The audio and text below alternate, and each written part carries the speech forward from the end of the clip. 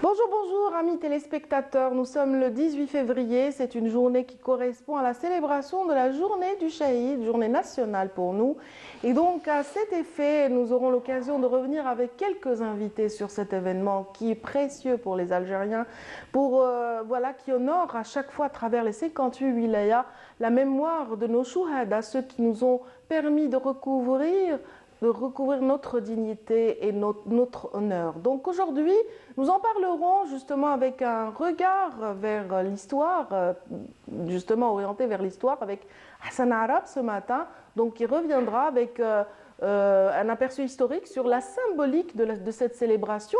Et puis, nous aurons le plaisir, juste après, de recevoir un invité d'honneur. Il a également été l'invité d'honneur des établissements agriculture mercredi dernier. Il s'agit en l'occurrence de l'auteur des Fahlet, donc un livre justement qui met en valeur tout l'héroïsme de nos moudjahidettes et de nos shahidettes, donc nos martyrs femmes essentiellement. Donc nous aurons l'occasion d'interviewer ce matin Al-Yazid Ismail, qui n'est autre qu'un confrère de la radio algérienne, également auteur, poète et nouvelliste. Alors merci d'être avec nous car ce matin nous sommes heureux également de vous présenter nos amis, les animateurs des rubriques de ce dimanche. Et nous aurons le plaisir donc de retrouver dans Djelia DZ Fella Bennour et ses invités. Nous aurons aussi le plaisir de retrouver Soumaya Zerouali dans Saveurs algériennes et Yazid Ait Mahieddine dans sa rubrique So. Donc, et puis également donc Samira Hadj Ammar qui nous emmène droit à m'aider à cette matinée dans le cadre de sa rubrique Écume et patrimoine. On est ravis une fois de plus de vous recevoir, mesdames, messieurs, jusqu'à 9h30, donc dans votre magazine Bonjour d'Algérie. Gloire à nos martyrs. Mais avant justement de parler d'eux, nous allons ouvrir le bal avec un point météo. Aujourd'hui, c'est Amal Laribi qui nous donne les nouvelles du temps ou les nouvelles du ciel. On verra.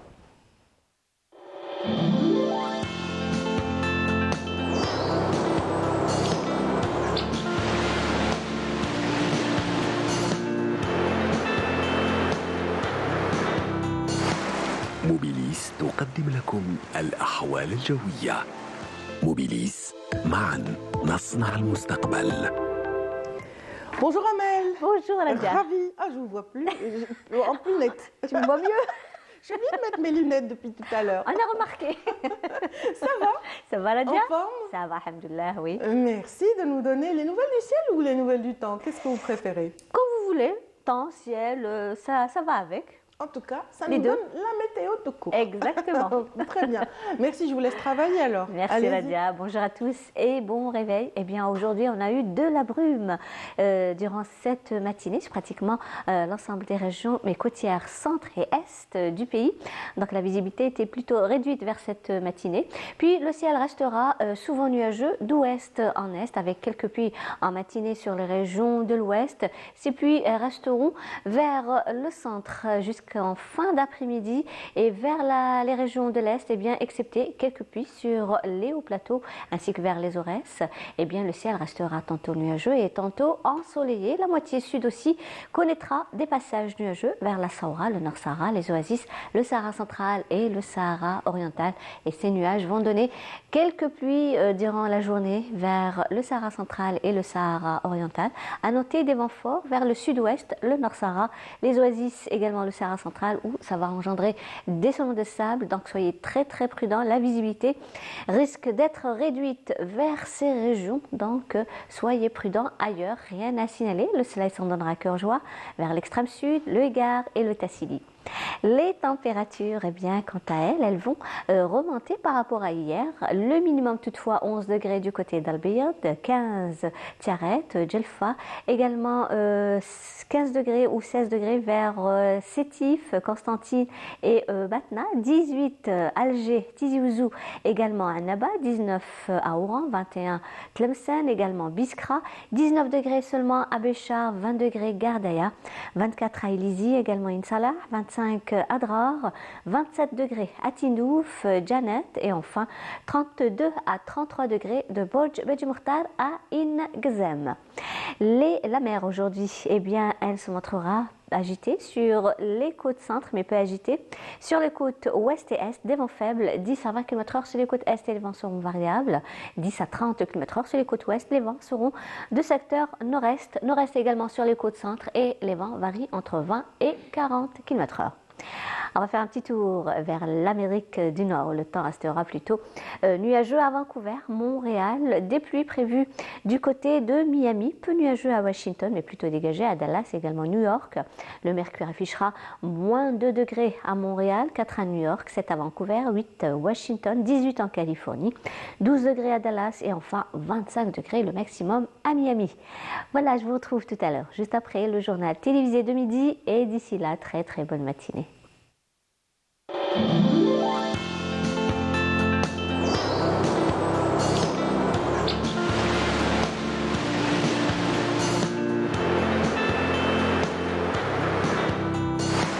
موبيليس قدمت لكم الأحوال الجوية.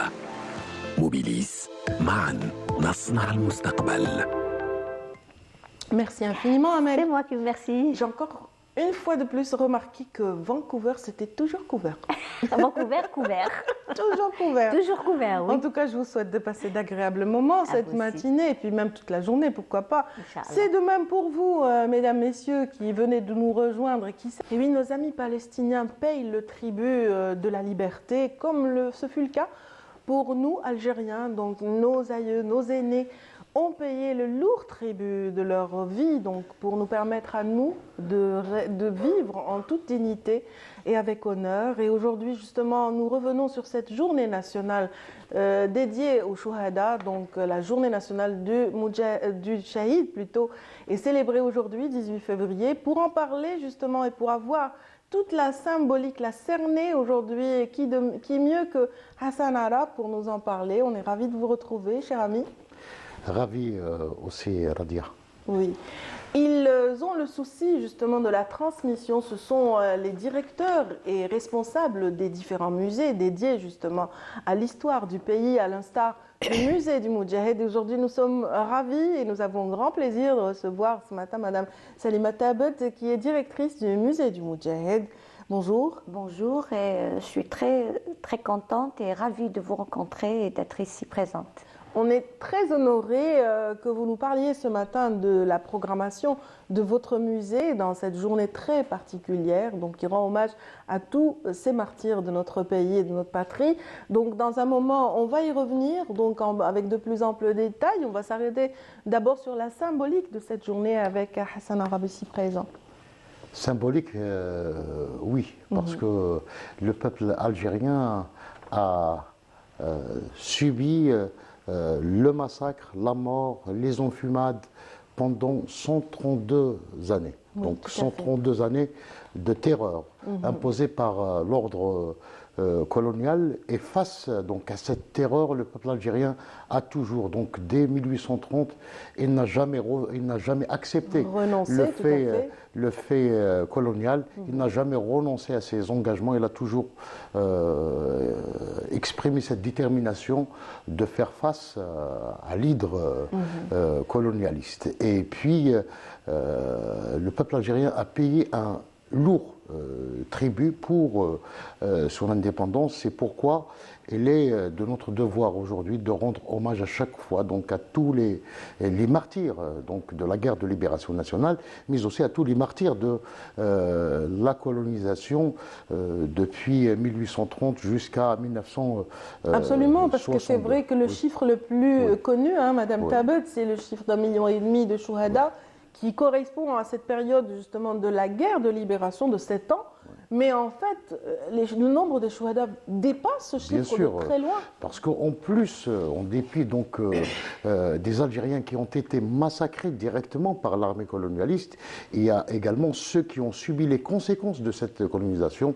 Donc à titre d'exemple, la famine et les maladies de 1868, le printemps 1868, Djilali Sari évoque 2 millions de morts. Donc Donc pendant cette période, en dépit également de tous les Algériens qui ont été déportés, les Algériens qui ont été sont morts pendant le trajet, justement, avant d'arriver en Nouvelle-Calédonie, par exemple. En plus des massacres un peu partout, du 8 mai 1945. Donc, quand on parle des chouhadès, c'est aussi même les gens qui ont survécu à l'indépendance. Parce que un shahid, c'est quoi?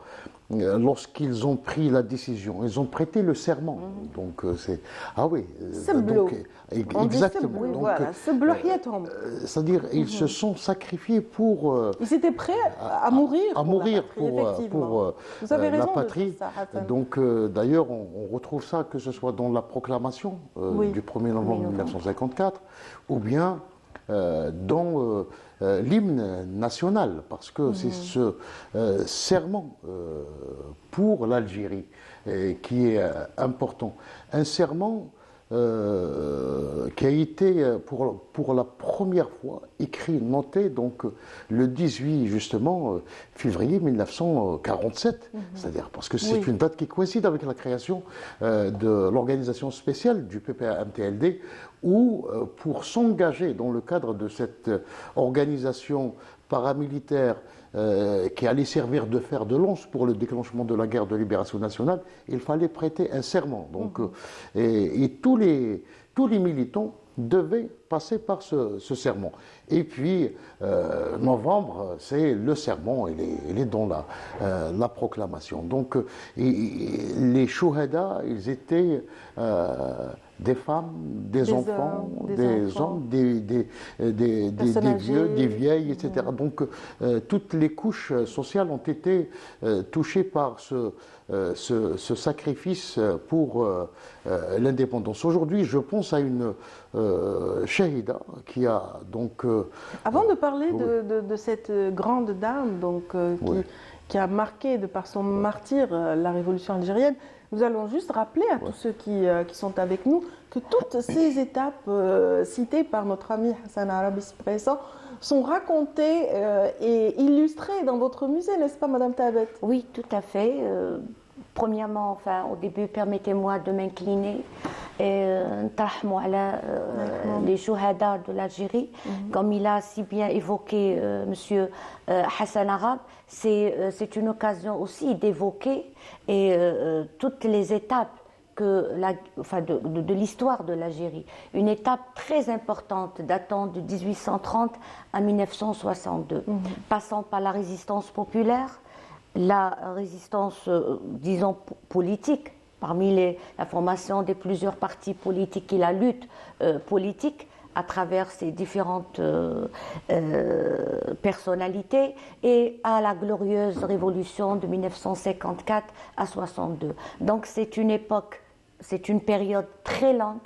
Le peuple algérien, tout le peuple algérien a souffert, et disons la politique coloniale, elle a employé toutes les méthodes. Absolument. Si je dis toutes les méthodes, ça veut dire la torture. Là, on vient d'évoquer les gens, voilà, les infumades, c'est-à-dire toutes les méthodes, parce qu'elle avait un seul but, de garder, de préserver l'Algérie. Ça ressemble un peu à ce qui se passe en Palestine, vous ne trouvez pas en ce moment? C'est les mêmes procédés. C'est les mêmes procédés. Pratiquement, c'est la même colonisation, c'est une colonisation de peuplement. Voilà. Donc, il y a cette tentation génocidaire qui a été testée par l'armée coloniale française, et aujourd'hui, l'armée coloniale sioniste, c'est exactement, ils essayent à tout prix d'exterminer donc le peuple palestinien. C'est une avec le même déni, on massacre des milliers d'Algériens à Galma, Kharata et Stif, et on est dans le déni, on donne des chiffres minimisés. Il y a toujours l'idée du colonisateur d'arracher la terre et d'exterminer la population. C'est-à-dire, c'est ça l'idée de la colonisation française en 1830. C'est-à-dire, elle voulait carrément effacer ce peuple et le remplacer par un autre peuple. Absolument. C'est immense, Absolument. c'est vraiment frustrant. Donc toute cette histoire qui est plusieurs étapes de l'histoire, Et à défaut de le remplacer, la servir. En tout cas, c'est ce qui, c'est ce Tout qui à fut fait, fait chez tout nous à et fait. qui se répète, Tout à l'histoire fait. se répète un peu avec nos frères et palestiniens. revenant à votre question, toute cette étape, c'est-à-dire, vous voyez, comme elle est longue, 132 ans, on essaye de la reproduire et de la présenter. Et comment la présenter, si on va tout à l'heure en parler, dans un musée. C'est Tout à pour ça fait. le rôle du musée. Des visites sont prévues pour cette journée, Oui, des visites beaucoup de assez visites. spécifiques. Et justement, vous vous orientez vers la jeune génération Tout à aujourd'hui. Il y aura beaucoup de lycéens, beaucoup d'écoliers, hein, c'est bien cela aujourd'hui. Beaucoup de visites. Hier, on est arrivé à 1300 personnes, c'est-à-dire entre les universités, les écoliers. Et ce qu'on a remarqué, qu'il y a un penchement, les jeunes s'intéressent de plus en plus vers l'histoire de l'Algérie. Ils viennent au musée, peut-être ils ne peuvent pas lire tous les ouvrages. Mais ça résume dans un Mais musée. ça résume. Ça résume. C'est ça l'objectif du musée. Il résume une période si longue et si importante dans un circuit bien déterminé. Et ce circuit, on essaye de montrer... De le rendre de plus en plus attractif, on dira. attractif et aussi... On va parler de ces outils justement Oui. qui permettent cette attractivité, ce gain d'intérêt Voilà. auprès de la jeune génération. On va écouter l'histoire que va nous raconter Hassan Arab, qui a choisi de faire un gros plan sur des martyrs en Donc particulier. des martyrs. Donc il y a donc cette martyre qui est tombée au champ d'honneur à l'âge de 19 ans, Nassiba Malki, donc qui a commencé à militer en 1956 à Alger, dans les réseaux de la zone autonome d'Alger, avant, donc juste après l'appel du FLN donc à rejoindre les maquis, l'appel adressé aux étudiants le 19 mai 1956. 56. Elle monte donc au maquis de la Wilaya 4, donc dans la région de Loire-Senis, où elle va tomber. Donc elle s'est exercée d'abord dans tous les métiers qui sont en rapport avec la santé. Donc elle était infirmière, mais plus que ça, parce que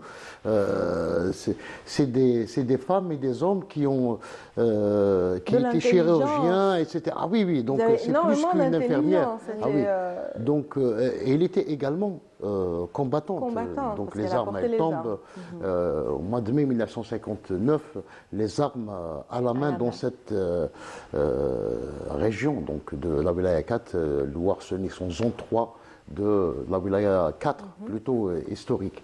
Et puis il y a une autre famille, donc il y a des familles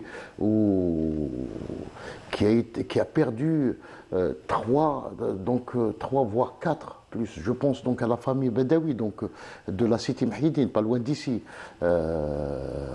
Donc une famille avec 3 shahids, donc Abdelkader Mnowar et Mohamed. Donc Abdelkader, l'aîné, donc il tombe au maquis, et puis son frère qui a été arrêté toujours en Wilaya 4, et puis ramené, torturé. Alors il était blessé, il a été torturé à la villa Suzini, et puis son corps a été, paraît-il, jeté. Jeté à la mer, par exemple? Jeté à la mer. Ah, bah, Donc, j'avais c'était deviné, le c'était fameux les pratiques procédé courantes. des crevettes Bijar. Donc, et puis le dernier, la mère comptait vraiment sur le dernier. C'était son 3e.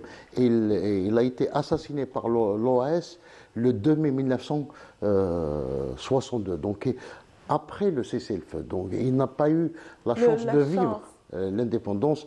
Il faut imaginer donc sa mère.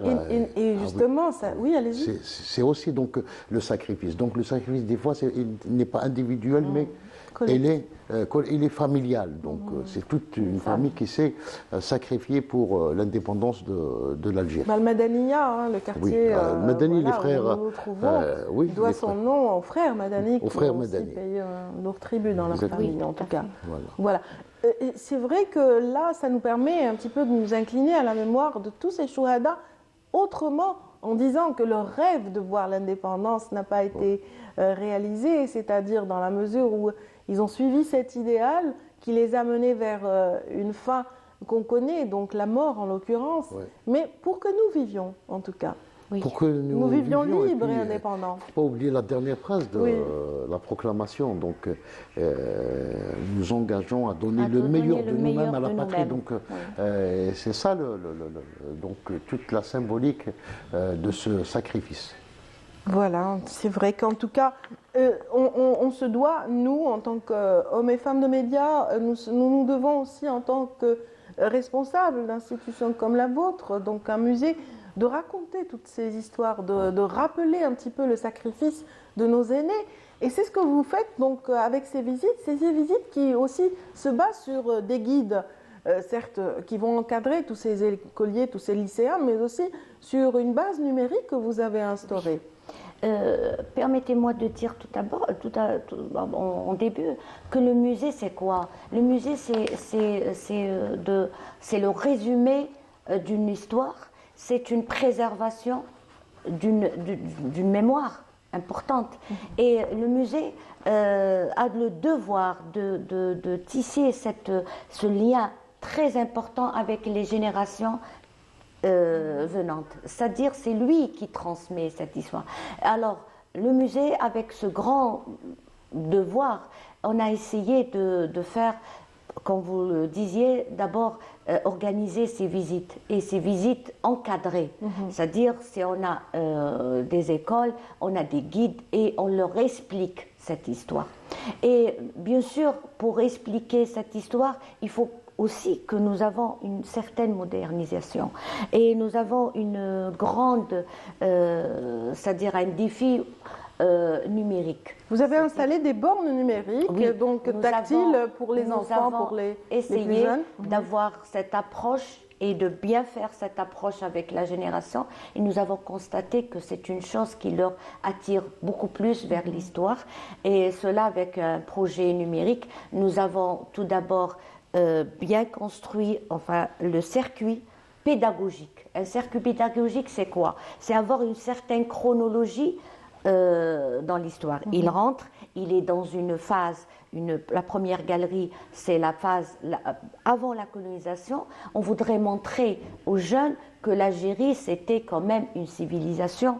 C'était pas une terre abandonnée, comme les Français l'avaient dit. C'est une civilisation avec leurs mosquées, avec Absolument. beaucoup de culture, avec beaucoup de civilisation. C'est la première galerie, c'est l'Algérie civilisée. Alors, En tout cas, on ne va pas tout leur dire. On va les inviter à venir au musée et Bien découvrir sûr, tout cela, bien hein, Madame sûr. Tabet, parce que le Et temps de l'émission ne le permet pas. Mais en revanche, on va rappeler que vous avez eu une très belle rencontre dédiée aux shahidettes et aux filles de Chouhada, n'est-ce pas? c'était jeudi. C'était jeudi, voilà, c'est juste un rappel parce que c'est déjà fait. Mais j'ai remarqué que Hassan Arab aussi s'était intéressé à la femme militante aujourd'hui. Bien sûr, il y a aussi un film qui est dans les salles actuellement, celui de Hajar Sabata, Tayara Safra, qui raconte un petit peu l'engagement de la femme aussi et le déclic qui se fait à un moment donné, ce qui pousse une femme dans notre société à braver les dangers aussi, à faire fi un petit peu de toute la tradition pour aller vers un maquis et s'engager pleinement pour l'indépendance du pays. Donc on a été ravis en tout cas de raconter une partie de l'histoire et un autre invité va vous raconter aussi à sa manière ce pan de notre histoire ô combien glorieuse. Il s'agit de Yazid Smaïd, donc auteur du livre Les Fahlettes de la liberté, honneur et dignité. Ce sera dans un moment. Merci infiniment, Hassan. C'est moi. Gloire à nos martyrs, Madame Tabet, n'est-ce Oui, pas? c'est moi qui vous remercie. Moi, je tiens à inviter les médias Oui. parce que nous avons un grand devoir, c'est de transmettre cette mémoire. Et le musée, le ministère des Moudjahidines le fait, mais avec la collaboration des médias c'est-à-dire vos médias et Nous sommes un petit trait d'union avec ceux qui vous Voilà, regardent tout à à travers fait, les écrans, tout à fait, effectivement, tout à fait. ou à travers les ondes également de la radio. Et je vous remercie aussi la pour presse cette écrite. invitation aussi. On a été ravis de vous recevoir et d'annoncer en tout cas l'ouverture du musée quotidiennement pour justement vous raconter tous Et ces le pans de musée notre est histoire. ouvert jusqu'à 10h, c'est-à-dire Oui. du soir. Très C'est bien. pour permettre aux employés, aux travailleurs, c'est-à-dire à toute la classe de rejoindre après les heures de travail. C'est-à-dire on est ouvert Peut-être c'est le seul musée qui est ouvert jusqu'à 10h du soir. Merci infiniment pour toutes ces précisions. En tout cas, merci également à ceux qui sont avec nous. Donc, en tout cas, un récit va suivre, celui de Hamid El-Bouh, notre reporter, qui a choisi aussi de tisser un fil conducteur qui nous relie à nos frères palestiniens à travers cet hommage aux martyrs algériens et palestiniens. C'est parti.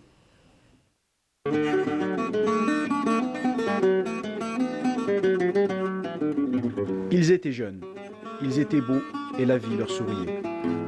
Mais l'appel de la révolution changea brutalement leur destin. Omar Yassef, Mahmoud Bouhamidi, Oualam Rahal, Hassiba Ben Bouali, Rida Meddad et bien d'autres font partie de ces commandos de choc qui protégeaient les populations musulmanes à la Casbah. Ils n'ont jamais atteint les 20 ans.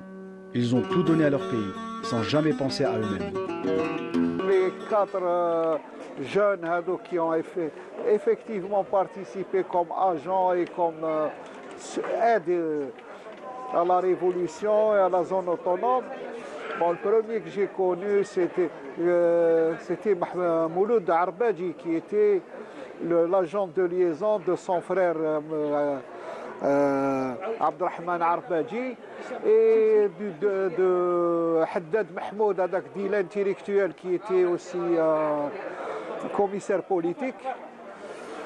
في زوج شهدوا والثالث il était aussi l'agent de liaison تاع رامل. ومسكين مولود عرباجي a été arrêté en juillet 57 ورفدوه داوه للصاروي. lieutenant Schmidt l'a fait torturer à l'âge de 14-15 ans. Pour mieux connaître ces jeunes martyrs, nous avons pris attache avec Othman Bourras, un passionné d'histoire. Il accepta d'être notre guide. Dans les dédales de ce labyrinthe, une rencontre fortuite nous réunit avec un maître du Chéabi, Cheikh Sergoua, en train d'interpréter une chansonnette sur la citadelle.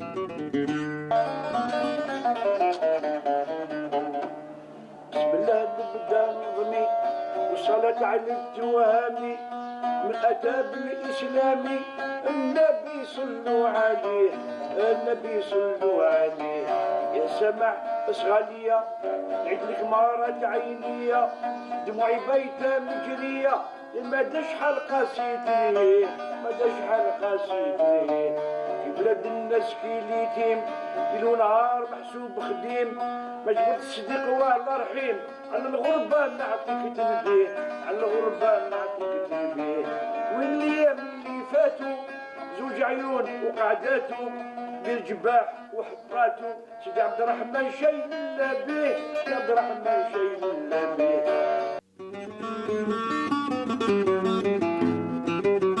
Comment vous parler du petit Omar et des Bouhamidi? Par où commencer? Les soldats français détruisirent à l'aide de bombes la bâtisse où s'étaient réfugiés Hassiba, Bouhamidi, Omar Yassef et Ali Lapointe.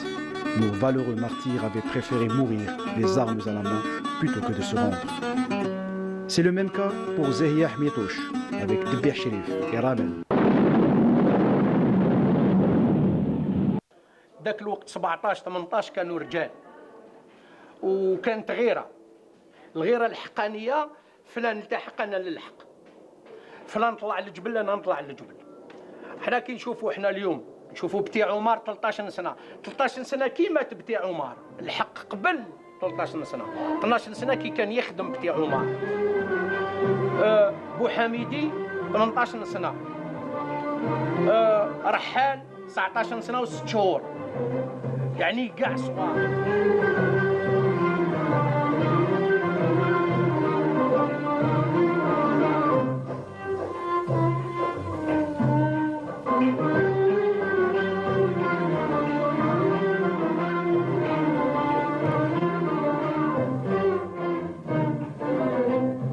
لو 2 اوت 57 تعذبت في ليكول صاروي وزادت الطرمات باش نحو هذه تاع واحد الكلمه خاطرش فرنسا ما رحمتناش. هذه مده وسنان دابا القدس حزان. 20 juin 1957 à la prison de Serkaji. Son acte de naissance a été falsifié pour le faire vieillir de 10 mois et rendre son exécution possible. La célèbre Qsida, al-Maqnin Zin, a été écrite par Mohamed El-Badji, à la mémoire de son compagnon de cellule, le shahid Bouala Mahal. كنت انا في هذيك لاصال 24 مقابلين لي كوندانيمون تحتها نهار خرجوا سعيد بلافري الله يرحمه وحميده راضي بوعلام 16 سنه في عمره لاصال 24 نشوف سعيد يهضر مع بوعلام سقسينا واحد الكارديان غدو من داك قلنا له يا ودي واش هضر كان قدامه هذاك الكارديان عربي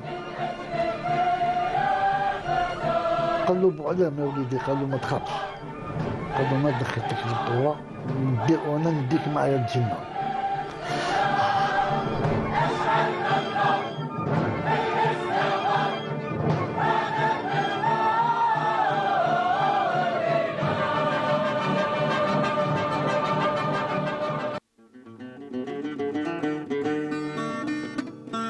Les valeurs de la révolution algérienne ne se sont pas éteintes avec l'indépendance de l'Algérie en 1962, mais se perpétuent dans le temps. Ces valeurs sont prônées par tous les peuples libres du monde, surtout les peuples colonisés comme la Palestine. خاطرش كي نشوفوا واش راهم يديروا اليوم في غزه داروا فينا حنا هنا داروا فينا روفيغو واش دار واش قتل في كتاوه واش قتل في الحراش ما يعلم الا الله وصاري في غزه واش راهم يديروا في غزه صرا فينا هنا قبل صرا فينا علاش رانا نحسوا علاش ولاد الجزائر في الاستاد يغنوا على غزه في الاخر يغنوا على فلسطين مأطرين بها ولاد الجزائر جربوا هذا الشيء هذا جربوا شيء كبير وسفراو حنا دوكا وعلاش رانا نحسوا بغزه وناس غزه.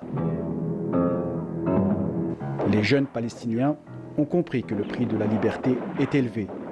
Résister ou mourir, plutôt que de mourir en silence, est le prix à payer pour retrouver cette liberté. Il est temps à présent de parler aussi des fahlettes de l'Algérie. Les fahlettes de la liberté, c'est l'ouvrage présenté lors du dernier Salon international du livre d'Alger, en qualité de livre justement qui raconte un pan de l'histoire de l'Algérie. Il est signé Yazid Smaïn qui nous fait le plaisir et l'honneur de partager ce moment avec nous dans Bonjour d'Algérie. Bonjour Yazid Smaïn. Donc pour ceux qui ne vous connaissent pas, donc je rappelle, d'abord on va dire que vous êtes un passionné tout court. D'accord. Passionné. Oui, bonjour. Bonjour Nadia, bonjour à celles et ceux qui nous regardent, où qu'ils soient. Effectivement, je suis un passionné d'abord de la lecture, de la littérature, et puis de tout ce qui a, je raffole de tout ce qui a trait à l'histoire, notamment l'histoire du mouvement national, de la guerre de libération nationale. C'est des thèmes sur lesquels j'ai beaucoup travaillé dans ma carrière radiophonique aussi. Absolument. Pour ceux qui ne vous connaissent pas justement, donc après des études à l'ISIC, l'Institut des sciences de la communication et de l'information, vous avez rejoint la radio algérienne et dans laquelle vous avez excellé. Vous avez pratiquement fait tout le tour de la radio algérienne, les différentes radios. J'ai fait le tour de la question, comme on dit. Oui, mais bien sûr, vous avez passé plus de temps à Radio Chaîne 2, oui. Voilà. Mais en dehors de cela, vous êtes également très épris d'écriture, parce que vous êtes nouvelliste. Vous êtes également poète et poète lyrique, ce qui n'est pas donné à tout le monde. Donc vous avez offert des chansons à pas mal d'interprètes dans ce pays. Et puis, voilà, vous êtes, rappelons-le, donc médaille d'or du concours de l'URTI, Université radiophonique et télévisuelle internationale 2001 et la session 2000-2001. Et puis, vous êtes actuellement membre de l'ONDA en qualité d'auteur depuis 2000 et puis membre également du Conseil national des arts et des lettres, donc en qualité d'auteur lyrique. Et puis, rappelons que vous êtes premier prix du concours national de la nouvelle en 2019. Voilà. Aujourd'hui, vous nous présentez les fahlettes de la liberté. Honneur et dignité. En fait, on peut dire que c'est le résultat ou le cumul de plusieurs années de travail radiophonique. Après, Comme je l'ai dit précédemment, j'ai beaucoup travaillé sur cette thématique, à savoir l'histoire du mouvement national, la guerre de libération nationale et la bataille d'Alger, que ce soit Al-Bahja, la chaîne 1 ou la chaîne 2. Et après, je me suis retrouvé avec beaucoup de matière. Je me suis dit, pourquoi ne pas transcrire tout ça et le mettre à disposition, notamment des nouvelles générations. Aujourd'hui, on célèbre le 18 février, c'est la journée du martyr, du shahid. Donc je pense que c'est un moment pour faire une halte et essayer de regarder dans le rétroviseur, revenir un peu sur cette mémoire et la voir autrement, la travailler autrement, la transmettre différemment, de la manière la plus simple, de façon à ce qu'elle soit accessible notamment aux nouvelles générations. Ça d'une part, et de l'autre, je pense que la meilleure marque de respect qu'on puisse témoigner pour ces hommes et ces femmes qui ont consenti les plus grands sacrifices pour l'indépendance de notre pays, c'est une meilleure connaissance. Donc c'est la connaissance, le savoir, donc pour préserver, pérenniser la mémoire de ces hommes et de ces femmes. Donc voilà ce qui est à l'origine de ce projet, à savoir les fahlettes de la liberté. Mais vous êtes sorti un peu des sentiers battus, parce qu'il y a énormément d'inédits dans cet ouvrage. Et puis aussi, vous rendez hommage à la femme de façon particulière, parce que vous mettez en avant son double engagement dans la mesure où plutôt, c'est-à-dire que les hommes ont le mérite, bien sûr, d'avoir pris les armes, d'avoir combattu pour la liberté. Elles ont combattu pour ce type de liberté, mais aussi pour leur émancipation et aussi pour leur reconnaissance en tant que femmes.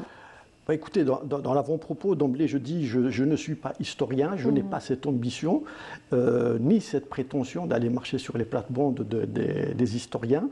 Par contre, moi, je suis un artiste, j'ai un autre regard, c'est le regard du cœur que j'essaie de porter sur ces femmes symboles que j'ai découvert grâce à mon travail, au fait, à la radio. Donc, j'ai exploré le monde extraordinaire de ces femmes symboles.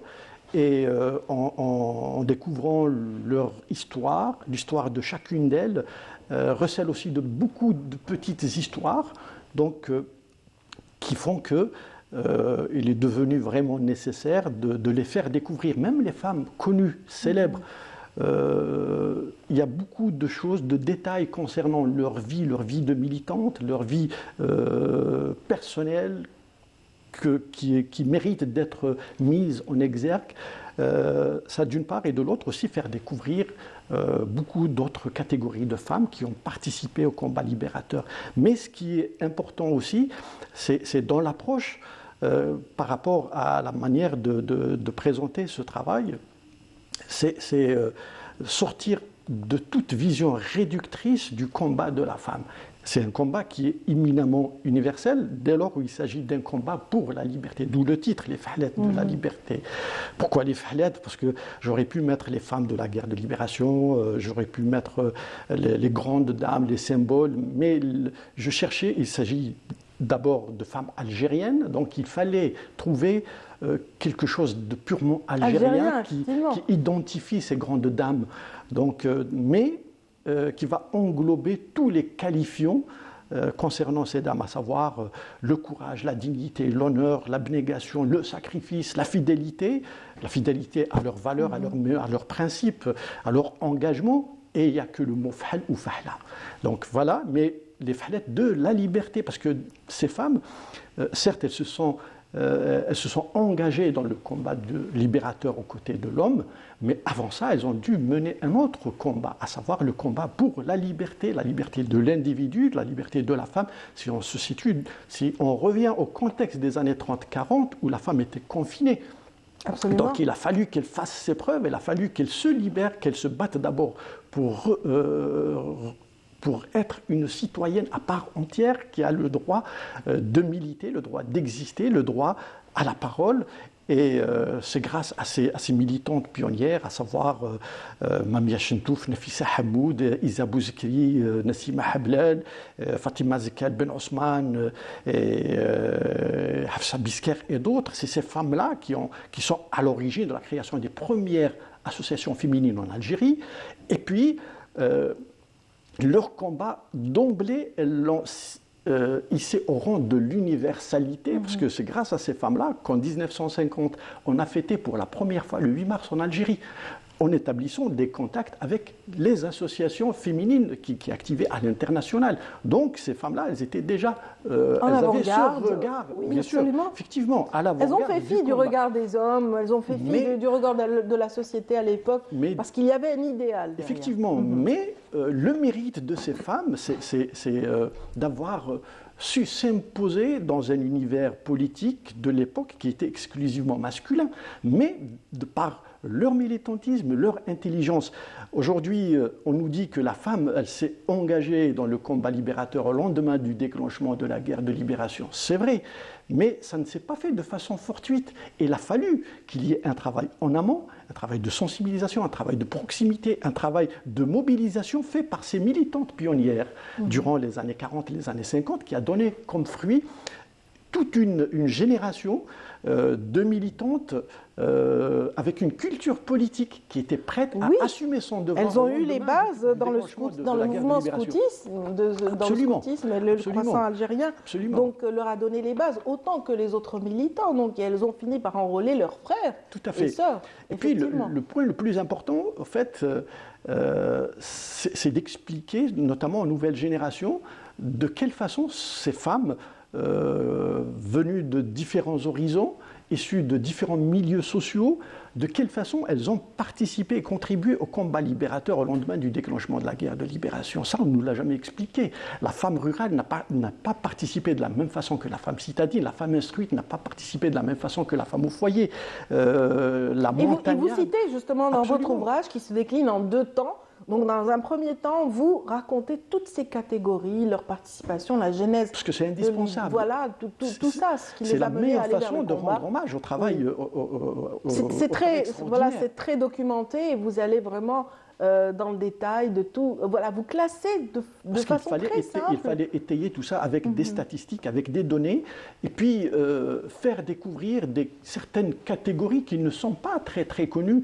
Nous, on connaît les poseuses de bombes, on connaît les condamnés à mort, mais on ne connaît pas, par exemple, les moudjahidettes montagnardes, on ne connaît pas les mousseblettes qui représentent 82% des effectifs des militantes et combattantes engagées dans le combat libérateur. Et c'est cette frange, c'est ces 82% de femmes qui ont payé le plus lourd tribut pendant la guerre de libération nationale, parce que c'était des femmes au foyer. Leurs foyers sont devenus des QG, des lieux d'accueil, des lieux d'hébergement, des lieux où on soignait les combattants et les blessés, aussi des lieux de ravitaillement, et elles étaient entre l'enclume et le marteau, tiraillées, persécutées par l'autorité coloniale. En même temps, elles devaient assumer leur engagement pour le combat libérateur. Beaucoup d'entre elles ont été emprisonnées, sauvagement torturées, violées aussi, et beaucoup d'entre elles aussi ont été assassinées, lâchement assassinées dans le silence. Donc je pense qu'il fallait rendre hommage à ces femmes-là qu'on retrouve dans les villages, dans les villes, mais dont personne ne parle. C'est un peu les oubliés de l'histoire, entre parenthèses. Donc il fallait revenir un peu sur ces différentes catégories. Et après, dans la deuxième partie... Elles sont tellement nombreuses, Ismaël, qu'il est difficile d'être exhaustif dans un seul ouvrage. Et vous avez choisi en tout cas d'opérer des gros plans sur certaines d'entre elles, parmi elles des shahidettes et des martyrs, des femmes, et d'autres sont encore vivantes. Donc il y a une multitude de portraits que vous avez dressés en deuxième lieu dans cet ouvrage, et qui est très intéressant, qui permet de cerner un peu leur engagement, leur vie familiale, mais aussi leur arrivée vers le combat. En fait, quand on explique que cette catégorie de femmes a participé de cette façon, voici les tâches qu'elles accomplissaient, les missions qui leur ont été assignées, il fallait donner des échantillons représentatifs de chaque catégorie, à savoir la femme intellectuelle, la femme montagnarde, la femme rurale, la femme citadine, les combattantes de la guérilla urbaine, et puis les moudjahidettes européennes aussi, c'est une catégorie non négligeable, à laquelle il fallait rendre hommage, parce que souvent on a tendance à les considérer comme étant des amis de l'Algérie, des amis de la guerre de libération, des sympathisants de la cause nationale, alors beaucoup d'entre elles qui sont issues d'origine européenne, mais qui ont renoncé à l'aisance, à la vie bourgeoise pour s'engager résolument dans le combat libérateur aux côtés du peuple algérien. Elles sont devenues militantes, combattantes. Il y en a qui sont tombées les armes à la main, donc au champ d'honneur. Donc on ne peut pas les considérer comme seulement des amis de la guerre d'Algérie ou de la cause nationale, mais c'est des Algériennes à part entière. Ce sont des Algériennes à part entière.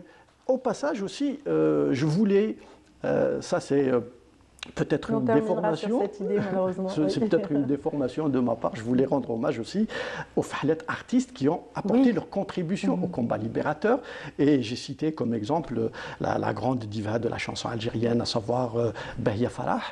On connaît Behia Farah, la chanteuse, la danseuse de ballet, mais on ne connaît pas son engagement pendant le combat libérateur et son orchestre qu'elle avait mis à la disposition de la troupe du FLN à sa création à Tunis. Et puis l'autre aussi, qui est moins connu que sa frangine, à savoir Fadel Zeria, c'est Madani Goussem, qui a aussi une histoire extraordinaire, qui a eu aussi à subir les affres de la torture et de la séquestration, etc. Autant que sa sœur qui a fait Barbe Rousse d'ailleurs. Absolument. Fadel Zeria, que beaucoup de gens connaissent comme chanteuse, mais pas comme. Oui, mais ce qui m'a touché dans l'histoire de Goussem, c'est qu'elle est décédée quelques jours avant l'indépendance de l'Algérie. Ça m'a fait mal, parce qu'après tant de sacrifices et de souffrances, elle n'a pas eu la chance de vivre la joie de l'indépendance. Donc voilà. Mais ils étaient préparés à cela. Absolument. Ouais. Que dire vraiment, Yazid, si ce n'est bravo pour cet ouvrage, pour cet hommage rendu à la femme militante algérienne, les Fahlet de la liberté. En fait, moi je suis toujours parti du principe du partage qui est propre à l'artiste. Quelqu'un qui détient un peu de savoir est censé le transmettre. Voilà ce qui est à l'origine de ma démarche, c'est ce que j'essaie de faire. J'essaie de partager le peu de connaissances que j'ai à ma manière, et surtout avec les nouvelles générations, parce que si on fait découvrir ces femmes symboles à nos enfants, ils finiront par aimer leur maman et les respecter, et non l'inverse. L'équation, il ne faut pas l'inverser. Ça j'aime bien, effectivement. Merci infiniment, Yazid Smaïn, pour ces paroles très sages. Je sais que vous êtes sur des projets d'écriture, d'un recueil de nouvelles, un recueil de poésie et peut-être aussi un roman. Voilà, il y aura une version en arabe et une version en tamazight. Voilà. On n'a pas le droit de priver ce lectorat arabophone et amazighophone du contenu de ce livre. Bon vent pour la suite, en tout cas, j'ai envie de dire. Les Fahlet de la liberté, honneur et dignité, un livre à consommer, je dis bien, absolument à lire. Donc, il est signé Yazid Smaïn, qui est nouvelliste, poète et poète lyrique également, et journaliste essentiellement. Donc merci, on a été ravis de vous recevoir ce matin. Merci à vous aussi. Merci à tous ceux qui sont là, qui suivent nos propos liés à la patrie, liés au sacrifice à la patrie. Et quoi de mieux que l'hymne chanté par les Algériens, mais aussi par les frères palestiniens, Mawtini, rien que pour vous.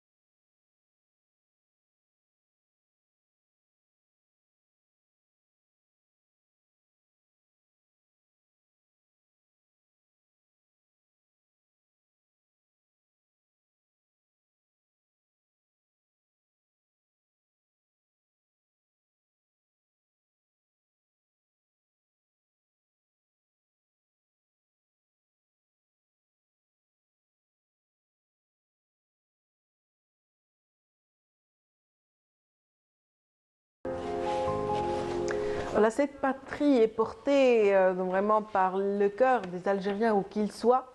Et donc aujourd'hui, nous avons le plaisir de retrouver notre ami Fella Benour qui nous fait découvrir. Voilà, bonjour. Ça va, vous avez Ça va, passé un Fella bon week-end? Excellent, ça va, alhamdoulilah. Ça va mieux, la rage de dents? Oui, ça va beaucoup mieux, oui. Ça va beaucoup mieux, on s'est soigné depuis. Bah, j'espère. En tout cas, Fella nous fait découvrir des pépites d'Algériens donc, qui vivent à l'étranger, qui nous représentent dignement dans Djelia des aides.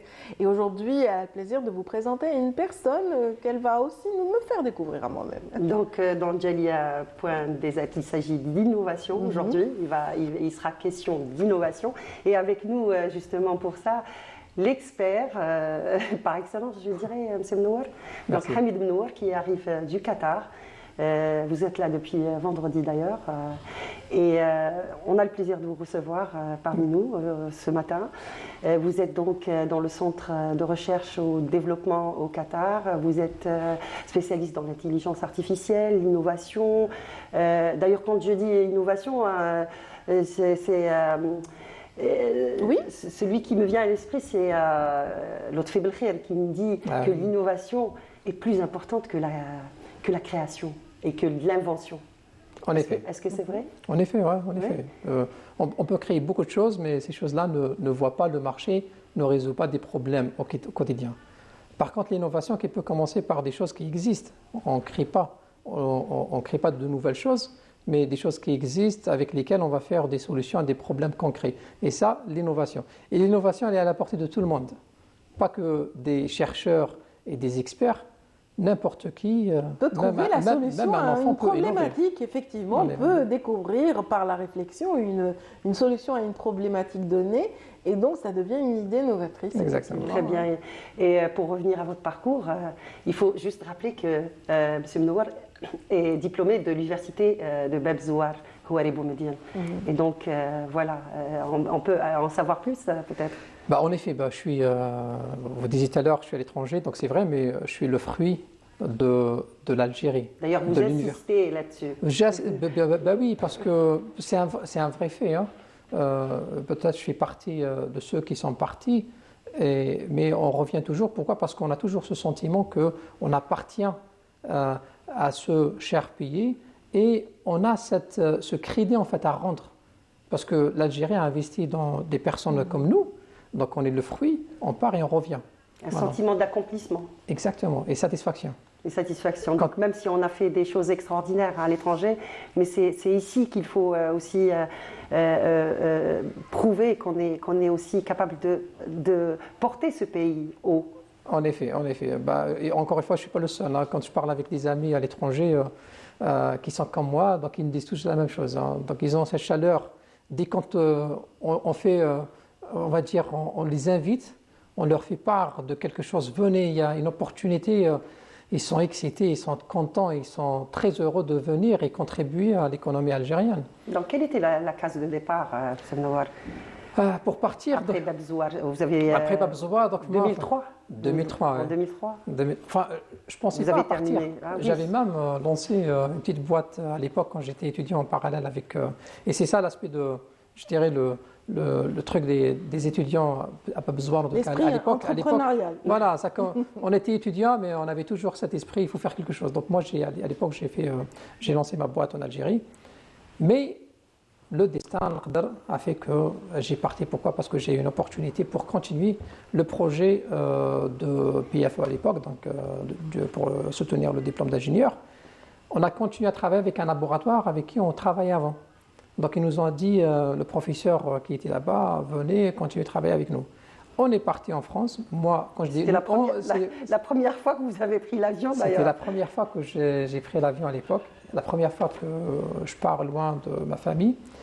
C'était difficile, mais heureusement, j'avais mon binôme à l'époque qui est parti avec moi. Donc je prends son nom, Yassine Khaled. Je lui fais... Certainement un grand blague. On va saluer, oui. Certainement un grand on était très sérieux. Sérieux quand même. Il y avait un objectif et il fallait... C'était pas facile. C'était un parcours difficile. Se soutenir mutuellement, exactement. Et heureusement qu'il était là, donc alhamdoulilah. Donc je suis parti en France, j'ai fini mes études. Donc à l'époque c'est comme le master, doctorat. J'ai fait un doctorat on va dire, industriel. Parce qu'en France, on a le choix entre l'académique et l'industriel. Moi, j'ai fait industriel. Donc, entre une société japonaise, Hitachi, et l'université. C'est comme ça que j'ai fini mes études, doctorat. J'ai travaillé pour la même société japonaise encore. Et en 2010, j'ai eu l'opportunité de partir au Qatar. Et j'y suis depuis 2010, où je travaille dans un centre d'innovation. Et d'ailleurs, c'est grâce à vous si la Coupe du Monde au Qatar s'est bien déroulée. Je n'exagère pas. La réussite d'un tel événement énorme et compte sur beaucoup de contributions. Moi, j'ai eu une petite contribution à travers des solutions qu'on avait développées dans mon équipe pour, on va dire, faciliter le trafic autour des stades. Et tout le monde le sait. Mais les images le montraient, hein, c'était très fluide, tout était bien installé. D'ailleurs, le truc, c'est que quand on a plusieurs matchs, ça c'était l'exception en fait de ce mondial, 3-4 matchs dans une petite ville, le même jour, ça crée beaucoup de challenges en termes de mobilité, etc. Donc des systèmes intelligents, et là on avait développé dans mon équipe des solutions qui sont basées sur l'intelligence artificielle pour aider à gérer ce flux de trafic autour des stades. Et les gens là-bas, ils me disent, tout le monde le dit, hein, j'ai aucun problème, j'ai pris ma voiture, je suis allé au stade, je me suis garé, après le match, je rentre chez moi, c'était fluide. Quand on est là, ça paraît un peu normal, ok, on est content. Mais quand on y pense, un travail derrière. Quand on y pense, c'est tout le problème. Hein. Ouais. Et quand on y pense, c'est pas quelque chose de petit, hein, parce qu'encore une fois, 4 matchs du mondial dans une même ville, le même jour, une petite ville. Une petite ville. Voilà. Et donc c'était un challenge, mais alhamdoulilah, qui est vraiment réduit, donc vraiment. On a vraiment besoin de cette aide précieuse. Justement, ce matin, j'ai failli ne pas arriver un peu à cause du trafic routier. Il y avait une telle densité, je vous dis pas. Non, mais surtout que l'Algérie va peut-être être appelée à organiser des événements sportifs, donc ça c'est aussi bien. Une belle opportunité. Oui, je pense qu'il y a des choses à faire. Vous parlez du trafic. Le trafic, c'est un problème qui est un problème sérieux en Algérie. Il y en a beaucoup d'autres problèmes. Mais il faut savoir que le problème, tout à l'heure on parlait de l'innovation, l'innovation commence par le problème. Et dire problème, moi je ne vois pas comme un aspect négatif. Un problème, c'est un potentiel. On pourrait utiliser le terme problématique. Problématique, voilà. Ça fait plus, voilà. Et ça crée des opportunités pour l'innovation. Oui. Donc, on va peut-être regarder quelques images, quelques photos de vous. Pour l'instant, il n'y a que Radia. Mais ça va venir. Certainement que ça va suivre. En tout cas, moi, j'ai envie de poser une question. On est la journée du Shahid et c'est une journée emblématique pour l'Algérie. Et puis voilà, j'imagine un petit peu le respect voué à chaque Algérien qui est à l'étranger par rapport à cela, non ? Par rapport à l'histoire d'Algérie. Oui. Balad el-Milioun Shahid, c'est une phrase qui revient très souvent, n'est-ce pas ? Pas seulement ça. L'Algérien a un certain statut à l'étranger pour l'histoire et pour beaucoup d'autres choses. Absolument. Ça nous rend que fiers. Oui. Voilà, donc on n'a pas encore les photos. Une image vient d'apparaître. On le voit, je pense, debout. Ça a l'air d'être un événement. Peut-être que la régie va nous Voilà, là, c'était où, M. Mnour ? Ça, c'est des événements en fait, auxquels je participe, on va dire, assez souvent pour présenter les technologies, nos travaux de recherche, développement, etc. Des conférences internationales. Donc, vous avez travaillé aussi sur les drones sur les smart cities, sur l'Internet des objets, enfin l'innovation en général, et ce qu'on appelle aujourd'hui le deep tech. Les deep tech, c'est les nouvelles technologies, l'intelligence artificielle, l'IoT. L'IoT, c'est l'Internet des objets. Et vous m'avez dit que vous impliquez toujours vos équipes, c'est-à-dire que vous essayez un petit peu d'être au plus proche des jeunes pour essayer de les former, pour leur transmettre ce savoir aussi. Ça, c'est un plaisir. Je le fais avec mon équipe, avec qui je travaille, parce que, premièrement, on ne peut pas faire tout. Et c'est ça, peut-être, je ne vais pas dire l'Algérien, mais beaucoup de gens ont un problème avec ce qu'on appelle delegate. Donc, partager avec l'équipe et au lieu de faire tout soi-même, et rester derrière leur dos tout le temps, il faut les orienter, leur apprendre à devenir innovants. On a besoin que chaque individu dans l'équipe qui soit innovant. Chacun a une aptitude, chacun a un talent. Complémente l'autre. Oui. Et donc, si on les étouffe en essayant de faire tout nous-mêmes et les guider trop, là, on va les étouffer, on ne va pas avoir on va Esprit dire, d'équipe. voilà, esprit d'équipe et aussi ces compétences qui sont différentes d'une personne à une autre. Mais quand on les implique et les oriente, là, on va avoir un retour qui est énorme, impressionnant. Oui. Ouais. Vous avez aussi des projets en Algérie. Donc, on parle souvent de pont entre la diaspora et le pays.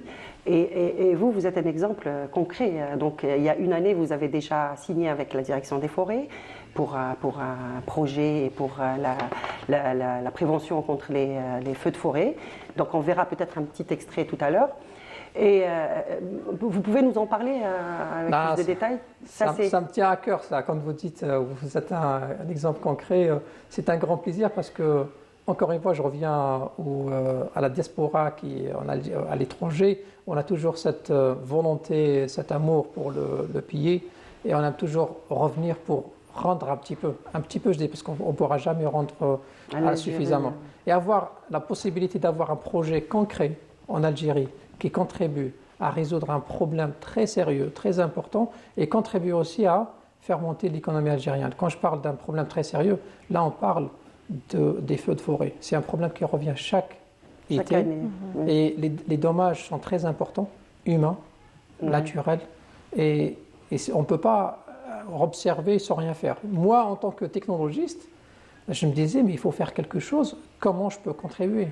Vous avec compétences. Vous avez été à l'écoute aussi du président de la République. Exactement. Qui concernant ce volet très sensible. Ouais, parce que c'est un volet très sensible, c'est un problème très sérieux. Donc, Monsieur le Président qui avait demandé que les startups soient impliquées pour trouver des technologies pour ce problème.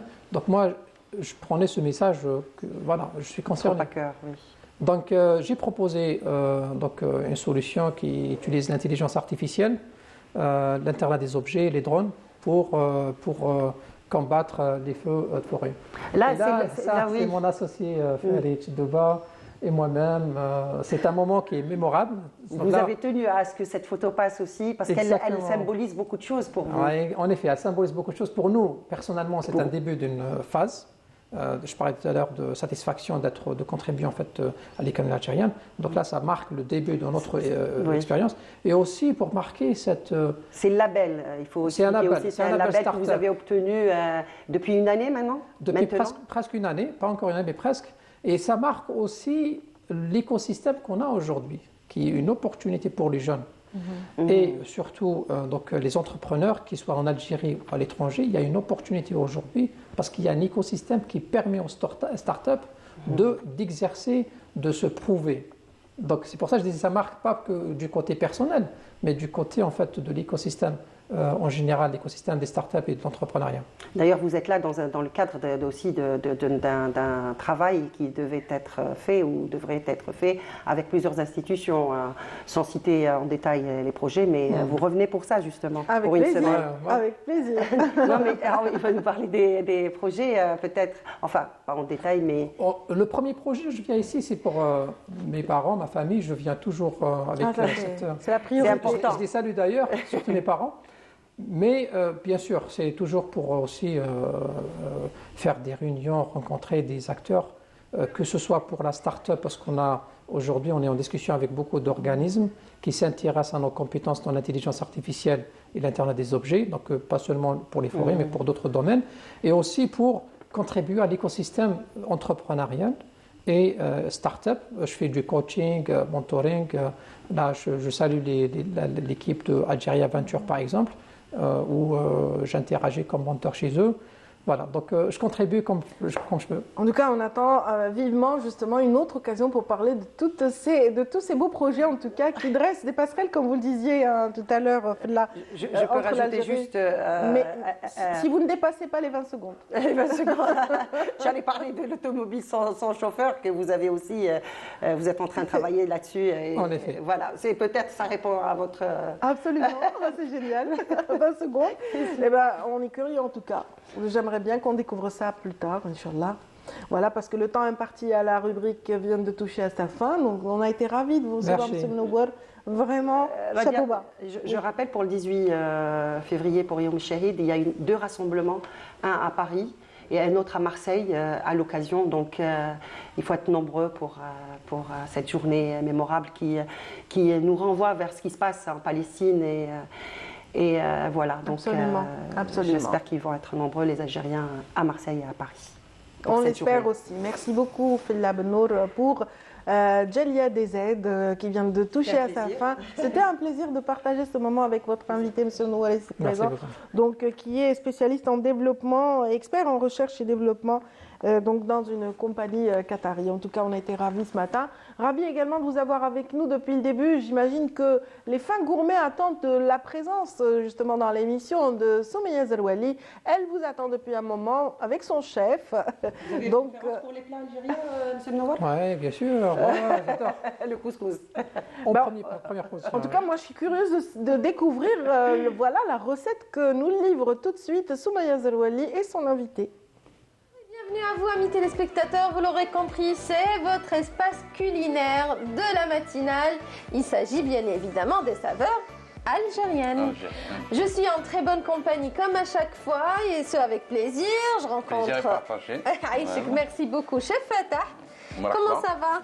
Ça va, alhamdoulilah. Alhamdoulilah. Très bien. Alors, toujours la un forme... plaisir de vous recevoir. Merci beaucoup. Merci, chef Yatek Saha. C'est toujours un plaisir pour nous de nous retrouver ici, à goûter à vos saveurs. Alors, chef, oui. Aujourd'hui, on a une recette des plus savoureuses, comme à chaque fois. Avec du poulet. Oui, donc, avec du poulet cette fois. Donc, on a du poulet, citron et gingembre. Poulet, citron et gingembre. Voilà. Alors, pour notre recette, chef, on aura besoin de quoi? Il y a peu d'ingrédients. Vraiment peu d'ingrédients. Du poulet. Moi, j'ai choisi la cuisse. On peut mettre du blanc aussi. Oui. Des oignons hachés. Oui. Du gingembre. Super. De l'ail. Ouais. Poivre noir. Ouais. Et du citron confit. Citron confit. Voilà. Ça, c'est fort en goût, hein? Vous pouvez le faire. Oui, merci. Voilà. C'est très fort en goût, le citron confit. Ouais. Et c'est très facile à réaliser, c'est juste du citron avec du sel. On lave bien le citron et on le met dans un récipient hermétiquement fermé. Et puis on le laisse à peu près 1 mois et demi, 2 mois. Et puis notre citron est... On obtiendra ceci. Exactement. Voilà. Allez, on commence? Oui. Haya, bismillah. Donc, toujours l'huile d'olive. Filet d'huile d'olive dans notre plat qui va... Et on va il ne va pas au four. Non, pas au four, non. Donc, on va mettre notre cuisse, comme ça. Ouais. On va la faire sur le feu, comme ça. Ah oui, on va la faire dorer un petit peu sur le feu. Sur le feu. Oups. À feu moyen. Hein. Sur feu moyen, on va faire dorer notre poulet, notre cuisse. Pour nous, ça sera la cuisse. Ouais, c'est ça. Pour vous, vous allez, selon le nombre de votre famille et puis selon les membres de votre famille, je veux dire. Exactement. Et le nombre aussi. Le nombre de personnes. Oui, le nombre de personnes. Voilà. Et puis selon vos préférences aussi, hein, naturellement. Exactement. Et puis on va pouvoir ajouter le roi de la table, l'oignon. Le roi de la marmite. Oui, le roi de la marmite, allez. Voilà. Voilà, donc on va laisser mijoter comme ça un petit peu. Oui. Avec le poulet. On va laisser mijoter notre poulet. Exactement. Avec l'oignon. Avec l'oignon. Voilà. Et puis on va rajouter du gingembre. On va assaisonner. On peut mettre du gingembre frais ou bien du gingembre moulu, c'est pareil. Hein. Oui. Le gingembre frais, c'est mieux. D'accord. Un peu d'ail. De l'ail. Oui. Donc gingembre, ail et... Poivre noir. Poivre noir. Voilà. Juste un peu. Oui. Et le citron confit. Voilà. Citron confit. Et on va pas rajouter du sel. Oui. Parce que le citron va...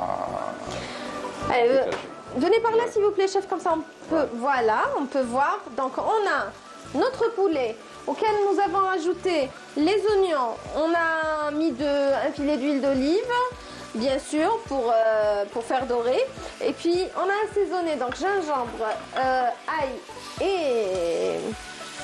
et dites-moi, et poivre noir. Poivre noir, voilà, c'est ça. Et on a rajouté le secret de la recette, l'astuce du chef, c'est le citron confit, voilà. qui va apporter beaucoup, qui va relever le goût, qui va apporter beaucoup de saveur. On va couvrir. Ouais, on va couvrir. Voilà. Voilà. Une dizaine de minutes comme ça. Oui, et on va parfait. rajouter un verre d'eau. D'accord. Un verre d'eau pour la quantité qu'on a. Donc on va laisser cuire laisser mijoter sur feu moyen. Feu moyen, voilà. Par la suite, on va ajouter un verre, vous dites Un verre d'eau. un verre d'eau pour obtenir Exactement. une petite sauce. C'est ça, Et c'est ça. Et puis on va attendre la cuisson tranquillement. Oui, voilà, on va attendre. Il faut évidemment penser à respecter le temps de cuisson. C'est très important. Cuire les aliments sur peu d'eau et délicatement, je veux dire, leur donner le temps de cuire blaqal et tout. aliments, Ça, oui. c'est très important. C'est très important. Jamais sur un feu vif, sauf la viande, quand on grille la viande. Sinon, C'est ça. Jamais sur feu vif. mijoter, ils disent mijoter. Et puis savoir choisir ses ustensiles aussi. Exactement. Hein? C'est Tout très ce important. qui est fakhar, tout ce qui est... Moi j'adore tout ça. Ouais. Tout ce qui est Ça, traditionnel. c'est une cuisson. Ça vous garantit une cuisson particulière des aliments, une saveur extraordinaire. Exactement. Hein? Exactement. Voilà. Donc on va attendre que ça cuise. Voilà. Bon, ça commence Parfait. déjà. Ça commence Ouais, déjà. Ça hein. commence, oui. Vous voyez, ça commence déjà. Et ça sent bon. Hein. Ouais, oui, ça dégage, ça dégage. Ça dégage. Alors l'odeur du citron confit, c'est... Il est un peu C'est spécial. particulier, Hein. C'est elle est vraiment spéciale. Je ne m'attendais pas à ça. Même Je le goût, m'attendais même à le tout. goût. Ça donne un bon Ouais. goût. Oui, tout à fait. C'est un mélange entre citron et sel. Absolument. Voilà. Alors, il faut savoir qu'en cuisine, on peut remplacer quelques aliments par d'autres, comme le sel. On peut le remplacer avec certaines épices. Oui. Tout comme généralement les médecins nutritionnistes conseillent pour les gens hypertendus, les personnes qui veulent réduire un petit peu leur consommation en matière de sel, avec une épice. C'est le cumin. Le cumin, oui. Alors le cumin, ça a un goût un petit peu qui se rapproche du sel et c'est très conseillé de remplacer le sel avec du cumin. Voilà. Allez, chef, c'était l'info du jour. Je ne sais Voilà, pas ce que c'est vous ça. utilisez vous pour remplacer le sel. Il y a pas mal d'épices maintenant, surtout lorsqu'on mélange des épices comme ça. Maintenant, il y a sur le marché quand même Beaucoup d'épices, beaucoup ouais. d'épices. Il y a des On a le commerçants choix, qui- hein. ouais. Il y a des spécialistes maintenant, ils vous font tout Ouais. ce que vous voulez. Ouais. Ben voilà. Voilà. Notre plat, il est en train de cuire tranquillement. Il est en train de cuire tranquillement et Donc, puis il me ça le va retrait prendre demain. à peu près une trentaine de minutes. Comme ça. Ça va prendre une trentaine de minutes. Voilà. Souvenez-vous, on est en train de faire dorer notre poulet. Par la suite, On va rajouter on va- un verre d'eau voilà. et on va laisser cuire tranquillement une trentaine de minutes. Oui. Et la cuisse, ça cuit rapidement. Ça cuit rapidement. Voilà, Et on se retrouve tout de suite après pour vous présenter la recette du jour. À tout de suite. Alors, verdict, chef. Notre poulet citron gingembre est prêt. Super. Voilà, il est là. Faites entrer la Attention. cuisine. Allons-y. Il est chaud. Faites attention. Et voilà. Super, ça sent bon. Voilà. Donc, Ça sent très bon. Ça sent très bon. Alors, donc poulet.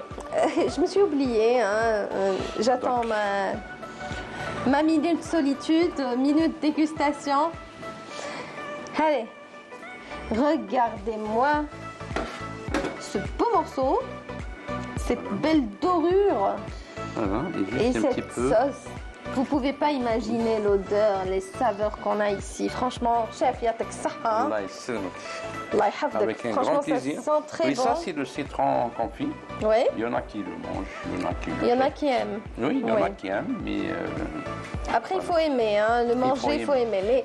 Mais il y c'est a- vrai que ça dégage voilà. une saveur Ça dégage. particulière. hein. Vous pouvez goûter ça. Il fait juste vous mettre un petit peu ici. Ah, super. Je peux goûter Voilà. du coup? Bien sûr. Je vais chercher ma cuillère magique. Non, une fourchette, je pense, Ah. c'est mieux. Oui. Allez, Voilà. fourchette. Vous pouvez goûter et ils vont me dire. Bismillah. Hada, c'est le citron. C'est le citron confit, voilà. Citron confit, hein. Voilà, c'est ça. C'est ça. Oui. Bismillah. C'est pas un piège. Non, non, non, c'est pas un piège. Non, il est bon. Il est bon. Très bon, même. Bismillah. Il est bon. Un petit peu salé, mais il est bon. Je m'attendais pas à ça. Ah oui. Non, c'est vraiment très bon. C'est délicieux. Oui, oui. Alors pour ceux qui aiment ça en tout cas, vous avez parfaitement raison. Non, c'est... On va goûter au poulet? Bah oui. Oui. Ça Là, ici, le mec, merci. Allez, aujourd'hui, je vais partager. Hein. Je vais partager ça avec tout l'ensemble de l'équipe technique. Voilà, regardez, même la cuisson, elle est parfaite. Oui, c'est vrai. Alors, Même la regardez, je vais cuisson. vous montrer. Voilà. Voilà. Même la Donc, cuisson. le poulet garde, c'est-à-dire cette texture qu'on aime bien, Oui, qui est tendre. Tendre, C'est du, voilà, c'est ça. c'est, regardez, la chair, c'est très tendre et c'est juteux. Voilà. C'est juteux. Moi, j'aime bien quand c'est La comme cuisse. ça. ما نحبوش ناشف, le poulet. Le blanc, il dit nachef, mais la cuisse, Oui, non. la cuisse, non. elle est plus juteuse. Mais je pense qu'avec cette recette, avec cette Non, sauce, même moi, le je blanc ne préfère- sera pas très Oui. nashef. Hein. Non, non. Voilà, c'est ce que je veux dire. Mais moi, personnellement, je préfère la cuisse. Ouais, ouais, Plus moi juteux, aussi, voilà. moi aussi. Donc, Allez, on voilà, va goûter. sartek. Bismillah, merci. Sartek. Bismillah. Sartek. Ah oui, hein. Ça change. Très très bon. Juste avec une petite sauce comme ça, et puis on peut l'accompagner avec du riz blanc, avec... Mhm. Voilà, ça va parfaitement avec du riz blanc. Avec une purée de pommes de terre Avec une purée aussi. aussi. Ouais. Avec Voilà. cette petite Ouais. sauce sur notre purée. En tout cas, c'est Blam délicieux. Zia, c'est avec un grand délicieux. plaisir, toujours. Merci. Là, il Merci se- beaucoup, chef. Allez, c'est fini pour aujourd'hui, C'est saveur fini pour algérienne? aujourd'hui. C'est fini pour aujourd'hui. Voilà, alors l'astuce du chef, c'était bien évidemment sans citron confit. Pouvez vous aussi le préparer à la maison? Juste un petit rappel Oui. pour le c'est- citron confit, comment on le Donc prépare-t-on? on le coupe à 4 et Ouais. on va mettre du sel à l'intérieur et on le dispose dans un récipient hermétiquement fermé, on Mhm. remplit, on ferme pendant 1 mois et demi et c'est prêt. Et c'est prêt. Et Il vous faut pouvez donc, toujours laver le citron confit avant de le mettre bien sûr, et ne pas rajouter de sel. Voilà, Ouais. Parce que c'est déjà salé, donc ouais. si vous rajoutez du sel, ça va être salé. Du sel à votre recette, hein. Voilà, Il faut pas pas de sel. sel. Voilà. Enfin, moi personnellement, je... Non, non, je c'est mets pas de parfait, c'est parfait, c'est Voilà. parfaitement assaisonné.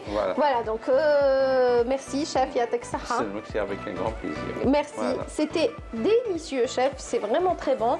Allez, je vais dire comme l'équipe technique, et vous aussi, vous pouvez très bien reproduire notre recette, la recette du chef. Voilà. Elle est très facile à faire. Et puis vous pouvez préparer votre citron confit dès aujourd'hui à la maison, À la maison, et facilement. puis c'est la saison maintenant. Voilà, vous avez, Voilà. grâce au chef, tous Et ces secrets. Ramadan qui arrive, donc on aura besoin. Oui, c'est vrai, Voilà. c'est vrai, c'est vrai, Voilà. absolument. Mais écoutez, chef, merci beaucoup. C'est moi qui vous remercie, Soumeya. À la prochaine. À la prochaine, Inch'Allah. Et merci à vous, amis téléspectateurs, de nous avoir prêté attention. Je vous retrouve très prochainement pour un nouveau numéro de Saveurs algériennes. D'ici là, prenez grand soin de vous et de ceux que vous aimez. Et puis surtout, gardez le Gardez sourire, le c'est sourire. important. Salam.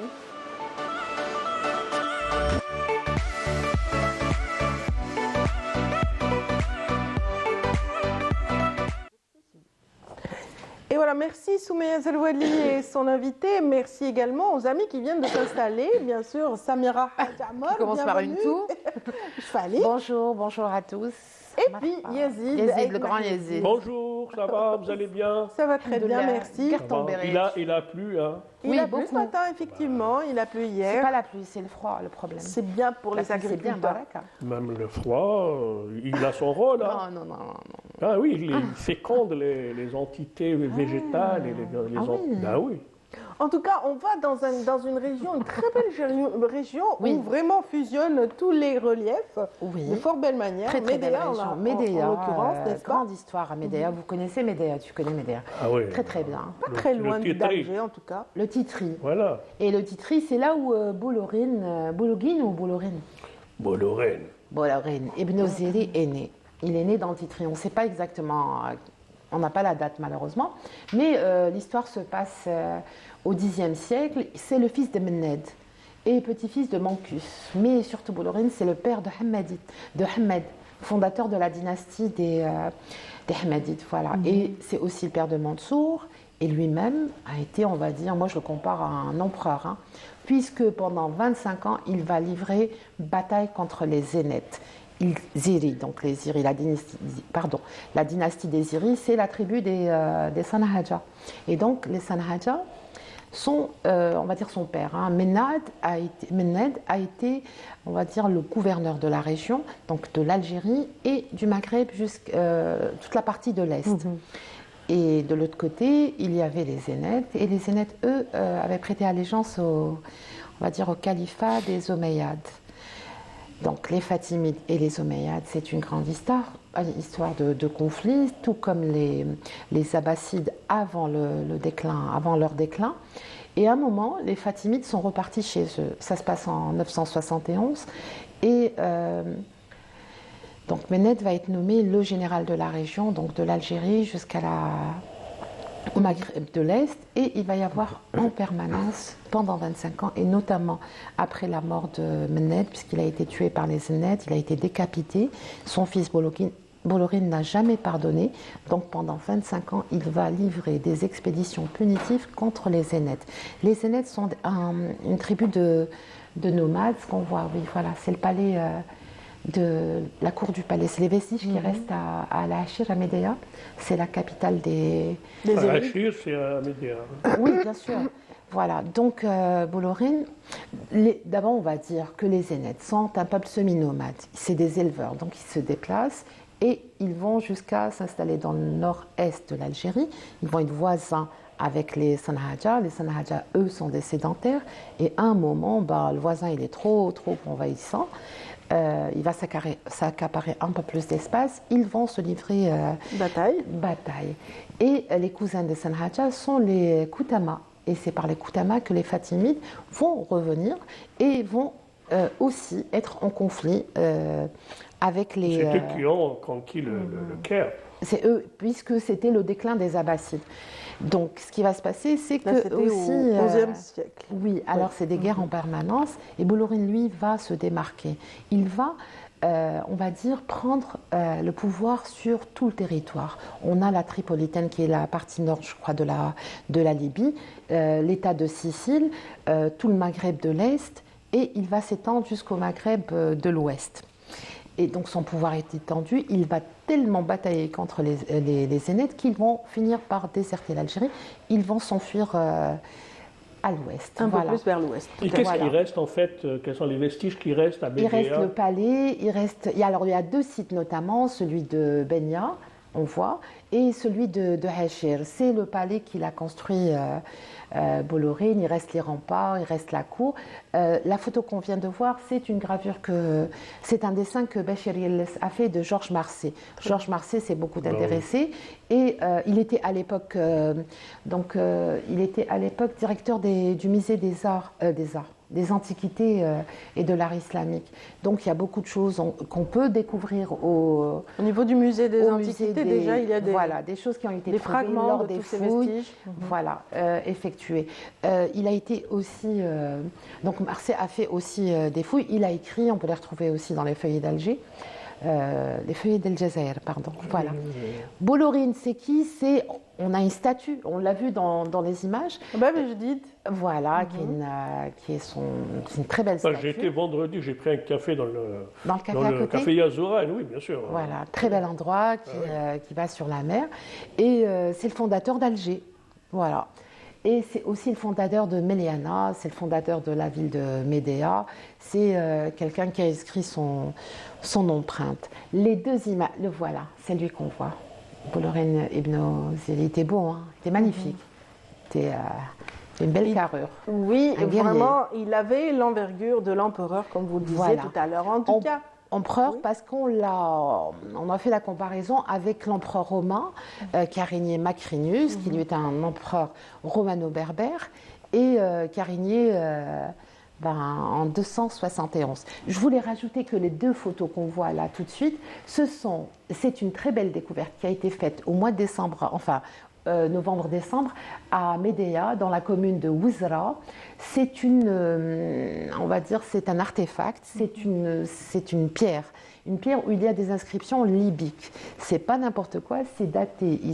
Donc les experts qu'on voit ont daté la pierre avant l'ère chrétienne, donc avant notre ère. Donc peut-être pendant le règne entre des la Libyques. préhistoire et l'Antiquité. Donc et c'est du libyque, c'est une première du genre. Hein. Donc voilà, c'est une belle chose.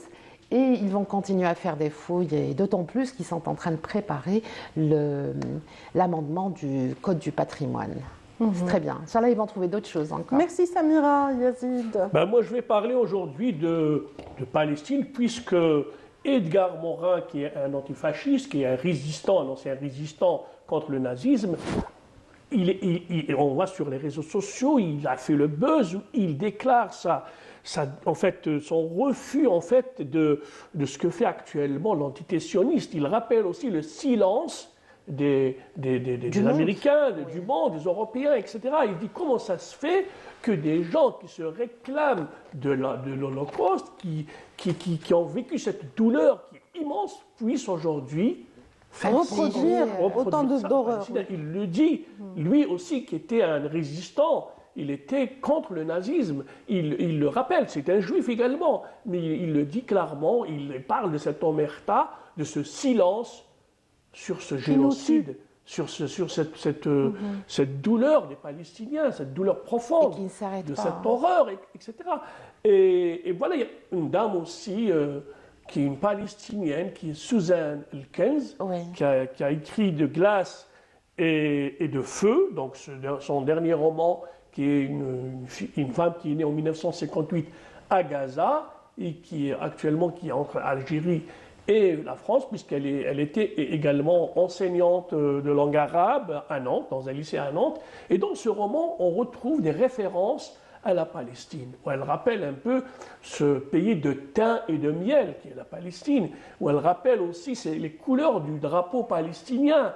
Et c'est vraiment un roman à lire parce qu'il y a toutes ces références. Très belle image sur la couverture. Oui, au-delà en fait du roman, de cette femme qui est malade, qui subit la chimiothérapie, qui vit un peu dans une salle médicalisée, etc. Il veut y aller vers les glaciers. Et autour de ça, c'est cette Palestine profonde qui ressort en fait. Donc je pense qu'il faut lire ce roman. Et puis un film. Elle est l'auteur de Ma mère, l'escargot et moi également. La mère, escargot et moi. Et La maison de Negev qu'elle a écrite en 1975 à Raza, parce qu'elle a quitté Raza en 1975. Elle est retournée 2 fois ou 3 fois, et puis une grande partie de sa famille est morte sous les bombardements de l'entité sioniste. Oui. Et puis c'est la femme de Elkens. Oui, le grand sociologue Elkens, Allah yarhamou.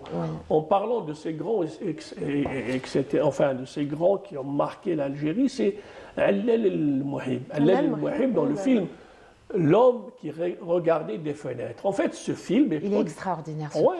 Voilà. Extraordinaire. De Merzak Alouesh, qui a été réalisé en 1982 et dans la Second Avenue, dans l'anthologie des archives. Donc il y a une institution aux États-Unis qui s'appelle l'anthologie des archives films. Donc il y aura le 22 février une projection de ce film à New York. C'est L'homme qui regardait des fenêtres. Et moi j'ai apprécié en fait ce moment un peu, j'allais dire, en fait, méditatif. Oui, méditatif. Et puis un moment aussi futuriste, un petit peu là notamment avec cette musique. Nous allons écouter juste un petit peu et on revient juste après. Il est super. اللي جاب مرة وهو يشطح واحد محبس وانا كلي لاصق في ديك الغرقة والبيض وديك الموسيقى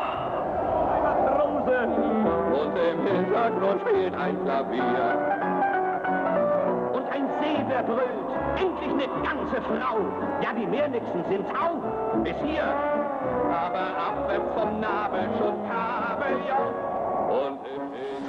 C'est magnifique en fait. C'est avec cette, en fait, la musique de film, c'est aussi Ahmed Malek. Oui. Il y a Had Smaïn, il y a Alal Mouhib. L'excellentissime Il y a, Ahmed Malek. oui, il y a Alal Mouhib, il y a Had Smaïn et Chamloul, donc une grande dame aussi du cinéma.